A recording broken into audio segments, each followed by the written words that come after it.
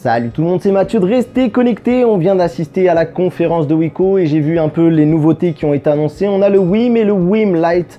Alors c'est deux appareils avec deux types de prix différents bien entendu, puisque Wiko a une volonté de vouloir monter en gamme de manière très concrète avec ce WIM et de ne pas oublier au passage là d'où il vient entre guillemets et notamment au niveau des prix très accessibles avec ce WIM Lite.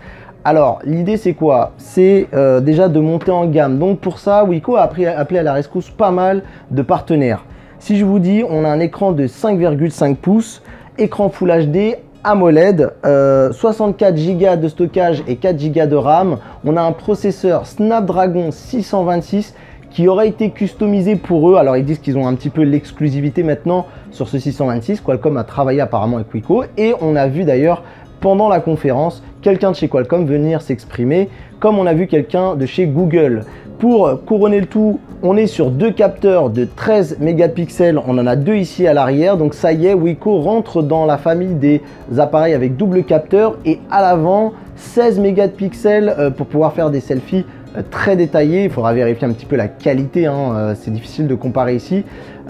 Et en tout cas, ce qui est très important, c'est que Wiko n'a pas hésité à faire appel à DxO pour travailler sur la partie photo. Donc, on peut s'attendre à peut-être quelque chose d'étonnant de la part de Wiko, mais ça, encore une fois, il va falloir confirmer tout ça dans les tests.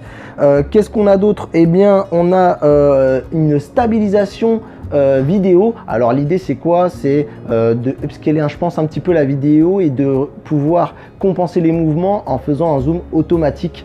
Il faudra voir un petit peu dans les faits comment ça fonctionne et quel est le résultat que ça apporte. Donc voilà, sinon on a de l'Android 7 pour cet appareil, très bien. Donc et en plus quelque chose qui m'a plu, c'est que par rapport au Wiko YouFeel, la surcouche a l'air bien plus légère. Je ne sais pas si on a les modèles finaux, mais en tout cas, si c'est ça, j'aime bien parce que bon, mis à part peut-être les icônes qui sont peut-être pas à mon goût, mais qui sont pas moches non plus, et on retourne sur de l'Android beaucoup plus léger, et ça c'est plutôt bien. Ensuite, par rapport au WIM, on a donc le WIM Lite, un appareil qui est bien plus accessible, et on a des finitions qui sont plutôt correctes, des petites attentions notamment au niveau des boutons, c'est plutôt pas mal.